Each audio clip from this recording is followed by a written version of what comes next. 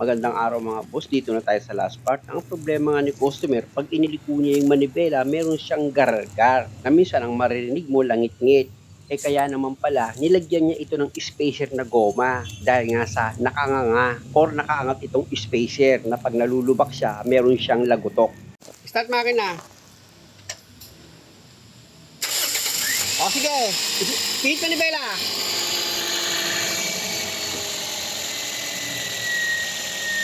Hindi, diretso, sagad, pihitin mo pakaliwa.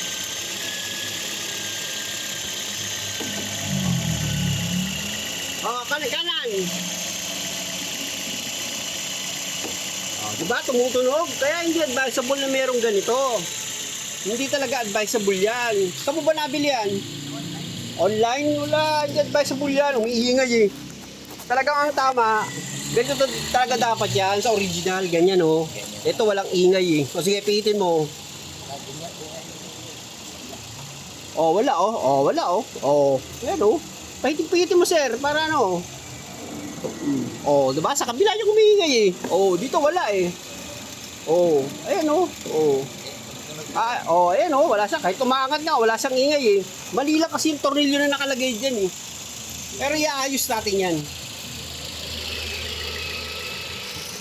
Kasi kailangan may budget ka. Kasi may bibiling tayong pyesa eh.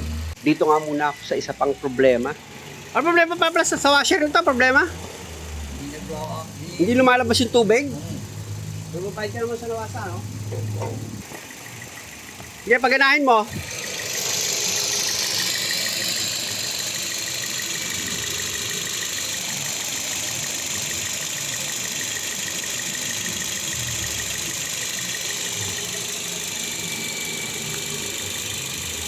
Wala!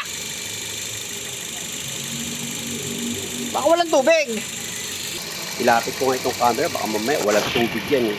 Ayun, meron. May tubig siya mga bossing. Kaya ang gagawin ko dyan, igutin ko itong hose papunta dito sa wiper washer niya para malaman ko kung may lalabas na tubig. O sige nga! Huwag namin tubig! Hindi! Sir, pag ganun sir, pangat. Alam ko pangat pa yan eh. Yun! Yun! Yun! Okay! Okay! Dahil sa gumagana naman ito, ibalik ko na itong hose. O sige! Sige naman mo! Hop!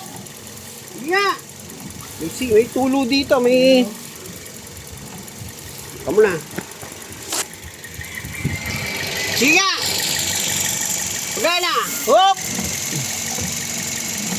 Sige! Hop!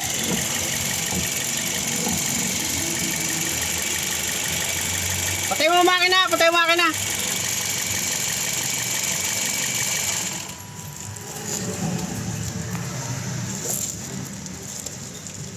Nakakat siguro ito ng daga. Sige, paganahin mo. On mo lang, okay lang. Hindi na pandar yung makina. O sige. Okay. Ito yung masakit eh. Nandito lagi sa sulok yung mga nabubutas na hose pag gumagawa ako pag ganitong problema. Kaya kung hindi ko ito pagtsatsagaan, nako, malaking trabaho ito mga boss. Kasi kahit may glove ako mga boss, after ko nito gumawa, sigurado may mga hiwa-hiwa na naman itong kamay ko. Dahil nga yung mga sulok-sulok na yan, meron diyang nakaabang na matatalim. Kaya lang, parte ng hanap buhay, sakripisyo talaga. Para lang ma-shortcut mo yung trabaho na hindi na mapapagastos ng malaki ang isang customer. Ito na mga boss, nakapako na yung butas, basang-basa siya. Kaya alam ko na kung ano gagawin ko. Parang bituka lang yan mga boss, kung saan may bara, puputulin mo yung magkabilang dulo. Pero ito, hindi ko nagagamitan ng anesthesia yan. Gagamitan ko na agad ng gunting yan, putulin ko na siya. Pero siguraduhin mo naman yung puputulin mo. Baka mamaya iba yung maputol mo dyan. Lumaki yung trabaho. Puro bilog pa naman yung mga nandyan sa loob. Ito na, putulin ko na yan.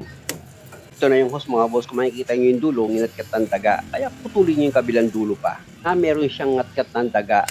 Ayan mga boss, naputol ko na. At kung makikita nyo yung butas dito sa hose, ngat-ngat ng daga yan.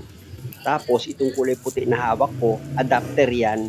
Ayan yung gagamitin kong panduktong dito sa magkabilang dulo ng hose na pinutol ko. 10 pesos lang bili ko dyan mga boss. Ang problema ko ngayon, medyo malalim na yung pagduduktongan ko ng isa pang kaputol niya. hindi ko siya mahawakan. Kaya gagamit ako dyan ng long nose. Kasi ito mahaba tong long nose ko eh. Oh, aabot niya yung hose na pagduduktungan ko para maipag-connect ko silang dalawa. Medyo mahirap i-connect yan mga boss. Siyempre naman, matigas na itong hose at mahirap na siyang isaksak. Pero makukuha sa tiyaga yan. Kaya ako ito sinasabi para magtiyaga din kayo. O yan mga boss, okay na. Kapag wala kang diskarte, Sasagot si customer mga boss, pakinggan nyo. lang nangyayari. Pakita ko sa inyo yung pagkakaduktong. Diba? Duduktong lang yan eh. Ito yung madalas kong nai-encounter sa mga customer. Yung mga gawa na pwede namang remedyohan, nakikita ko, pinapalitan nila ng bago. Hindi ako nagbibintang mga boss. May mga video ako niyan. Ahaba yung trabaho pag walang diskarte, siyempre. Babaklasin nila yan hanggang sa Sa lumaki ang para lumaki yung damage. damage. Kita nyo si customer, alam niya yung mga ganong diskarte. Lalo na yung mga masugid kong taga-subaybay. Yan sila Robert Ralios, si Kasawag, si Soundtrip. Naku, kabisado nila yung mga ganyang diskarte ni Boy Palit. Oh. Ano, lumabas yung tubig? Teka muna. Ibaba ko muna itong hood. Oh. Oh, sige. Wiper. Oh, di ba? Gana na siya. Oh. Sige. Oh, okay. Tama-tama na sa wala nang ulan. Sa walang ulan pala gagamitin eh, no? Diba? Dito tinatin. Baka may tagas eh. Ha? Wala nang tagas yan, oh. Oh. Ito yung tumutulo. Ayan, oh. Grabe, ang lakas ng banda ng tubig. Yun lang, yun lang. Hindi na pinalitan ng buo. Kakalkalin ko pa yan eh. Doble, ano pa yun? Doble gastos pa yun kay customer. Kaya balik ulit ako dito sa problema ni customer na kapag inililiko niya nga yung manibela, minsan meron siyang naririnig na langit-ngit, minsan naman garalgar, basta kung ano-anong sounds lang naririnig niya pag pinipihit niya yung manibela. Dahil nga sa nilagyan niya ito ng spacer na goma. Pag spacer lang naman ang tatanggalin nyo, hindi nyo na kailangan ibaba pa itong shock absorber. Basta ang gagawin nyo lang, tanggalin nyo lang itong nut dito sa rod ng shock absorber. Number 17 lang naman yung ginamit ko dyan na box wrench. Kaya ito, nalawagan ko na yung nut. Kaya tatanggalin ko na yan. Tapos itong washer at spacer, tanggalin ko na rin. Oh, tama oh, malalim oh. Oh, buti lang, may stock ako. Ano yung mga bossing, ano yun oh. Malayo daw. Ito talaga yan eh. Tumatama ito sa tornilyo eh. Tsaka itong spacer, tingnan nyo oh. Kaya umiingit ka oh. Oh. Hindi bilog eh oh. Iba-iba yung ano nyo oh. Gumagalaw. Oo, gumagalaw siya eh. Kaya yung sounds naririnig mo eh, di ba? Ilagay ko na itong washer na ipapalit ko mga boss. Mababaw Pero lang pag yan. ano, papalitan ko pa rin yung tornilyo sa loob. Yung sa loob. Palit tayo na shock. Shock na. Kasama na sa shock yun. Kasama na sa Hindi, shock mounting. Yung shock mounting. Ayun, pinakaibabaw lang. Oo, pinakaibabaw lang. Yung goma. Oo, yun. After ko nga mailagay itong washer, pinakapit ko na rin yung nut niya dito sa thread. Tapos gamit yung box wrench sa number 17 para i-final ko na yung higpit. Kung pwede namang kung request mo, sabay natin sa chainsaw. Pwede rin yun. Kasi kakalasan naman tayo ng shock niyan. Eh, kapapalit mo na ng shock, sabi mo, di ba? Pag nagpalit na siguro ulit. Higpit naman siya, oh. Higpit naman. Ayun ang masakit kasi pag yung pwede na eh. Yung pwede na yung hindi pwede eh. Nakatagpo Nakatagpo nilagay ka eh. yung biyak na goma, yung Oh. mahaba, yun yung nakalagay doon. Nilagay niya. Ba't yun ang nilagay niya? Para siguro eh, kaya umiingay.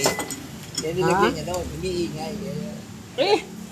Ayun ba ang sagot doon? Pag umiingay, lalagyan mo ng, ay nako, mali.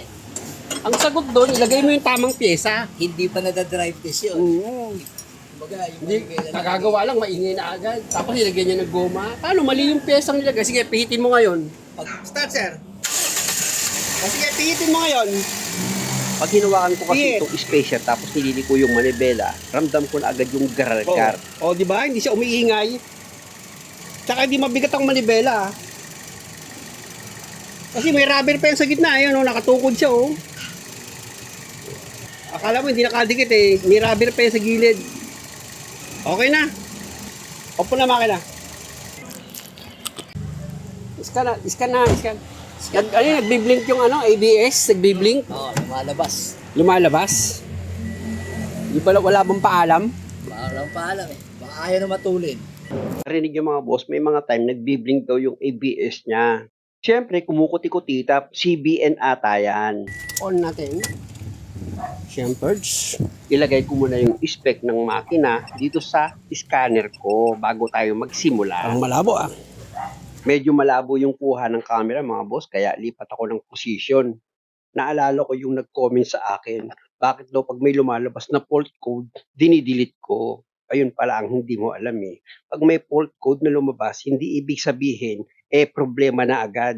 Pwede mo naman yun i-delete. Ngayon, kung hindi siya madidelete, ibig sabihin nun, talagang may problema. O kaya naman, hindi kaya talagang i-delete ng scanner ko. Tandaan mo, pag may lumabas na fault code, kung talagang may problema sa makina or sa sensor, ibig kong sabihin, kahit anong gawin mo, hindi mo yun madidelete for your information. I-quick test ko na ito mga bossing para malaman natin kung may lalabas nga na fault code dito sa scanner ko. Ayan mga boss, meron na siyang isa, ABS nga, tama si customer. Pero hindi ibig sabihin, may sira na yan.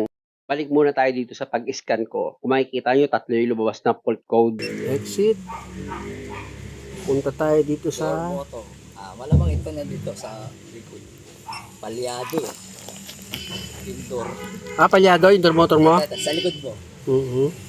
Pero pag direkta, okay. Pag dito, ayaw mo. Okay. Narinig yung mga boss, may problema daw ito sa door motor ayon kay customer. Pero read ko muna itong DTC niya na lumabas nga na fault code dito sa ABS. Front speed sensor. Right hand circuit output. Clear natin.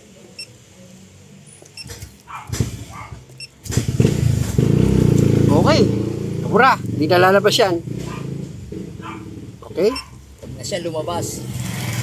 Para walang kaba-kaba. Dito naman tayo sa pangalawa. Okay na. Deterrent. Basahin natin ano ba yan. Clear na lang natin.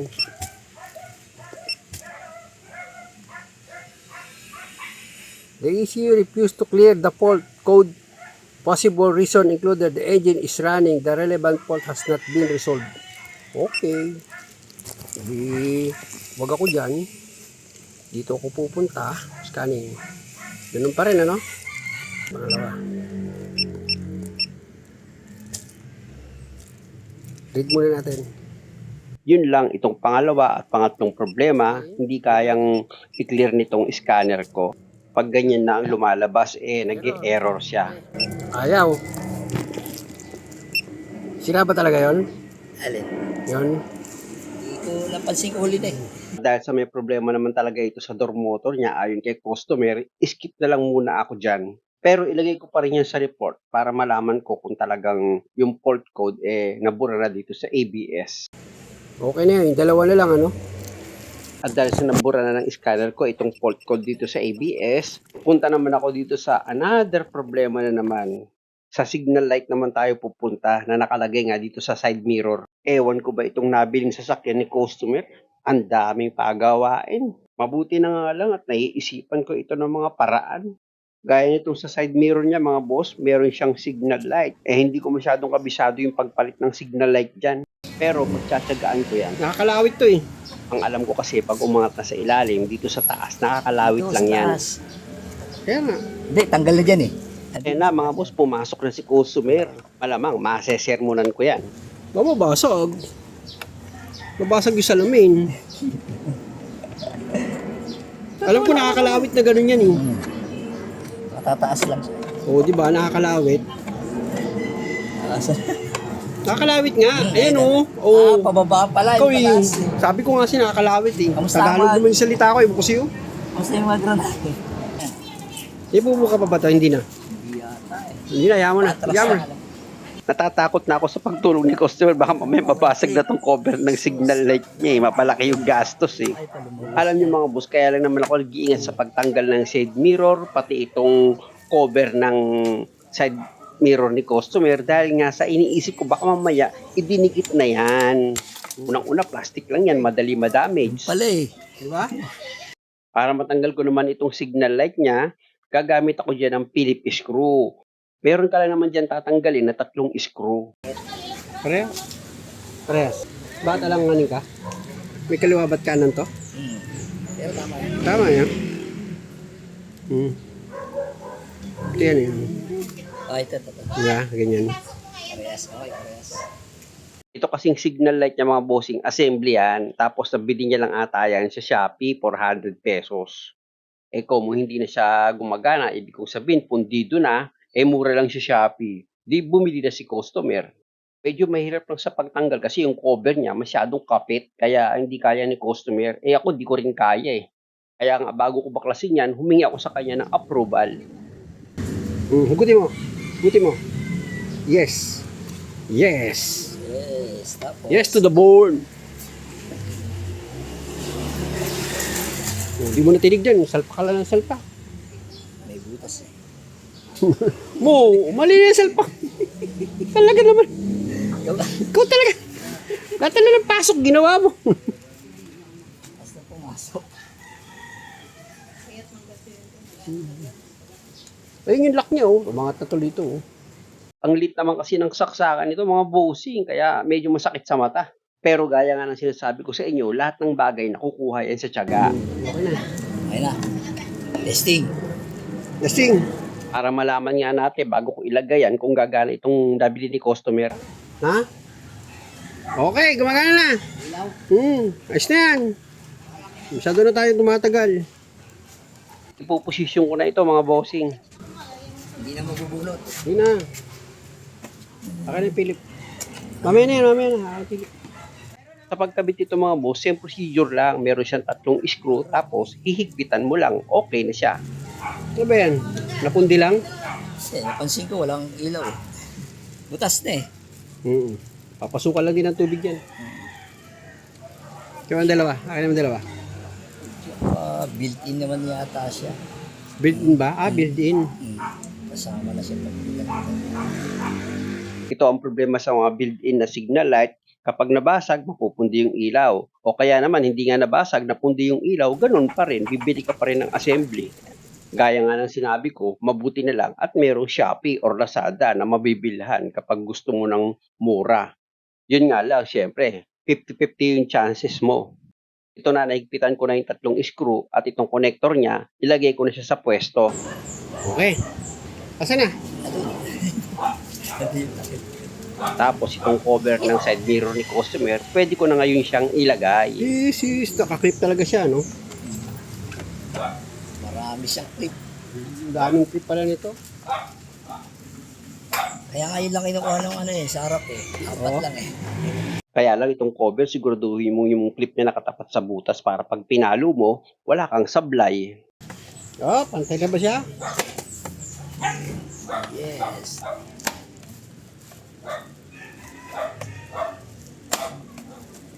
Naglaga ng libag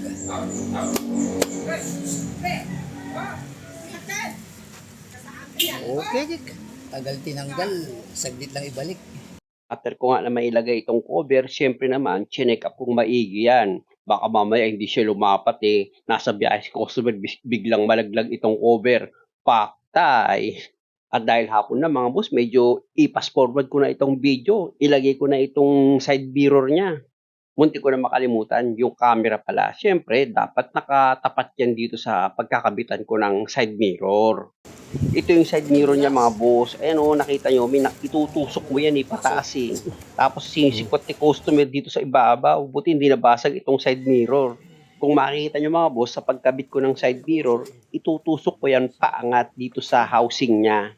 At para sigurado mga boss, kung makikita nyo, gumamit pa ako dyan ng ilaw para sure na nakasentro yan. Tsaka ako ngayon yan, itutulak paangat at ididiin ko dito sa baba. Ayan. Ayan o, didiin nyo lang naman eh. Pero yung pag-day na gagawin nyo dito sa salamin, dapat alalay lang, huwag yung bibiglain. Yung parang minamasahe mo lang ba? Pag okay na, pwede natin pa-testing kay customer kung gagana pa ba itong side mirror niya. Okay na. Very nice. Punasan, basahan. Salamat tala. Nautusan pa tuloy kita. Alam niyo mga boss, pag gumagawa ako, minsan maraming nanonood na pati sila nadadamay sa trabaho ko. Kasi nga, nauutusan ko sila. Ganun pa man, nagpapasalamat ako sa mga audience na minsan natutulungan nila ako. Minsan nga ako pa pinamimerienda nila. At syempre naman sa mga manonood, maraming salamat. At sana nakakuha kayo ng idea. At kung maaari lang naman, huwag niyo namang kalimutang mag-subscribe sa channel ko. Maraming salamat ulit sa inyong lahat.